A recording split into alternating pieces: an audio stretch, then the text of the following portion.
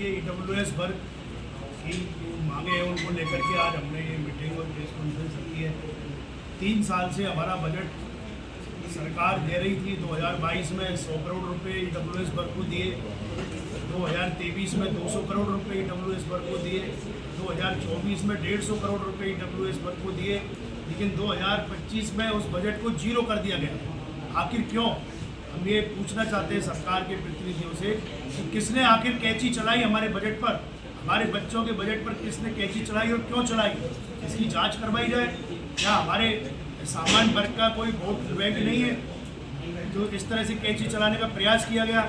दूसरा, हमारे जो बोर्ड है, आज ईडब्ल्यूएस बोर्ड है, देवस्थान बोर्ड है, विप्र कल्याण बोर्ड है, व्यापारी कल्याण बोर्ड है, महाराणा प्रताप बोर्ड है, उनको आखिर क्यों बंद कर रखा है? कहाँ है वो? हम ये पूछना चाहते हैं कि वो बोर्ड है कहाँ, किस जगह वो बोर्ड काम कर रहे हैं, उनका ऑफिस कहाँ पर है, उनके अधिकारी कौन है? जबकि इसी सरकार में वक्फ बोर्ड चल रहा है, मदरसा बोर्ड चल रहा है, अल्पसंख्यक बोर्ड चल रहा है, हज कमेटी चल रही है, देवनारायण बोर्ड चल रहा है, एसटी बोर्ड चल रहा है, एससी बोर्ड चल रहा है। आखिर हमारे सामान्य वर्ग के बोर्डों के साथ ही भेदभाव क्यों अपनाया जा रहा है? ये हम सरकार से पूछना चाह रहे हैं। तीसरा, जो हमारा बिंदु है, केंद्र सरकार में हमारे बच्चों की जो मांग है आयुष युवा छूट और भूमि भवन की शर्त, उसको लेकर भी पिछले 5-6 साल से लगातार मांगे की जा रही है, फिर भी उन पर सुनवाई नहीं हो रही है। और भी कई सारी ईडब्ल्यूएस की विसंगतियाँ हैं, लेकिन कहीं कोई मंच नहीं है, कहीं कोई प्लेटफॉर्म नहीं है, कहीं कोई जगह नहीं है जहाँ जा कर के हम हमारी समस्या को रख सकें। उसके लिए हमने आज सरकार का ध्यान आकर्षण करने के लिए आज ये प्रेस कॉन्फ्रेंस जो हमने रखी है, आपके माध्यम से हम सरकार तक ये बात पहुंचाना चाहते हैं कि आखिर हमारे वर्ग की गलती क्या है, हमारे बच्चों की गलती क्या है, हमारे बच्चों ने कसूर क्या किया है? भाई, हमारे बच्चों का आखिर क्या मतलब उनकी गलतियां हैं जो आपने हमारे बजट को काट दिया, हमारे बोर्डों को बंद कर रखा है, हमारे बच्चों की परिवेदना सुनने वाला कोई नहीं है। इसको लेकर के आज हमने ये आपके माध्यम से सरकार तक अपनी बात पहुँचाना चाहते हैं।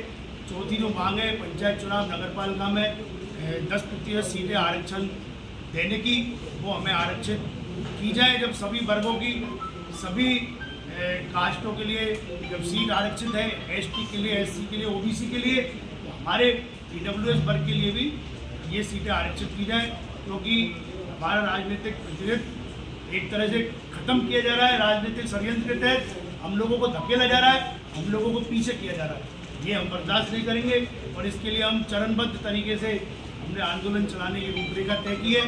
पहले चरण में हम जनप्रतिनिधियों को ज्ञापन देंगे, दूसरे चरण में हम विधानसभा घेराव करेंगे अगले सत्र में, जब भी विधानसभा सत्र होगा, और तीसरे चरण में फिर हमको आंदोलन के लिए सड़कों पर करना पड़ेगा। इसलिए समय रहते सरकार हमारे मुद्दों पर, हमारी मांगों पर ध्यान दे, क्योंकि जो सरकार आज है वो सरकार 1.5 साल पहले तक बीजेपी मुख्यालय में बैठ करके हमारे धरनों को, प्रदर्शनों को देखती थी। जब भी हम लोग धरना प्रदर्शन करते थे, और उसी पार्टी के 50 से ज़्यादा विधायकों ने हमें समर्थन दिया था विप्र कल्याण बोर्ड बनाने के लिए आकर के।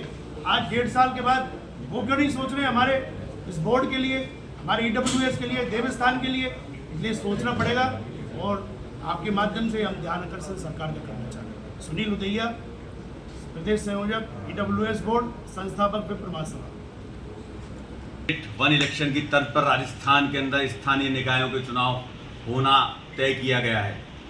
आज की प्रेस कॉन्फ्रेंस के माध्यम से ईडब्ल्यूएस आरक्षण मंच के तहत मैं अध्यक्ष अनिल चतुर्वेदी सभी हमारे प्रतिनिधियों के साथ सरकार से, निर्वाचन आयोग से और राजस्थान सरकार के साथ साथ केंद्र सरकार से ये मांग करते हैं कि आगामी चुनाव में ईडब्ल्यूएस वर्ग, जिसमें कि ब्राह्मण, क्षत्रिय, वैश्य, कायस्थ तथा मुस्लिम धर्म के हमारे शेख, सैयद, मुगल, पठान सभी आते हैं, उस ईडब्ल्यूएस वर्ग को 10% आरक्षण का लाभ दिया जाए, जिससे कि जिस प्रकार एससी, एसटी और ओबीसी वर्ग के हमारे साथियों को एक कोटा फिक्स मिलता है और उनको चुनाव लड़ने का एक प्रतिनिधित्व उत्पन्न करके स्थानीय निकायों में जाने का अवसर मिलता है, उसी तरह से ईडब्ल्यूएस वर्ग के हमारे भाइयों और साथियों को भी चुनाव लड़ने का अवसर मिले और एक उचित प्रतिनिधित्व स्थानीय निकायों में, चाहे वो पंचायतों में हो, नगर पालिका में हो, नगर निगम में, हम सभी को प्राप्त हो।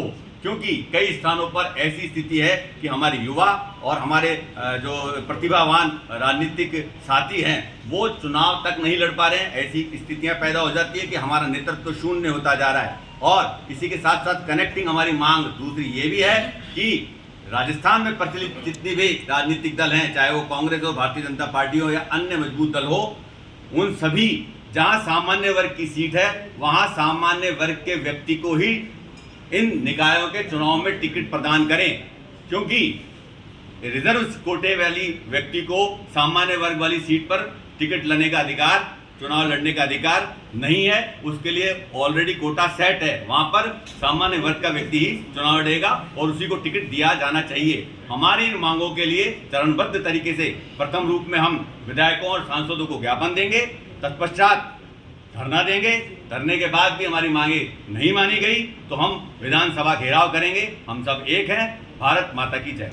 आरक्षण मंच के तहत ये जो मीटिंग और प्रेस कॉन्फ्रेंस रखी गई है उसमें जो प्रमुख 4 मुद्दे हैं उनमें एक प्रमुख मुद्दा ये भी है कि जो EWS के अंदर सरलीकरण और एज रिलैक्सेशन का जो हमारा मुद्दा है, जिस प्रकार राजस्थान सरकार ने EWS वर्ग के लिए नियमों में छूट करके संपत्ति वाला जो कॉलम है उसको हटाया है और केवल इनकम के आधार पर ही विद्यार्थियों को इस EWS का लाभ मिल रहा है। हमारी ये मांग है केंद्र सरकार से, जिस प्रकार राजस्थान सरकार ने इसमें रिलैक्सेशन दिया है उस प्रकार केंद्र सरकार भी रिलैक्सेशन दे। और जो भर्तियों में एज का रिलैक्सेशन है वो एज का रिलैक्सेशन भी जिस प्रकार राजस्थान सरकार की भर्तियों में मिल रहा है उसी प्रकार से केंद्र सरकार की भर्तियों में भी एज का रिलैक्सेशन है।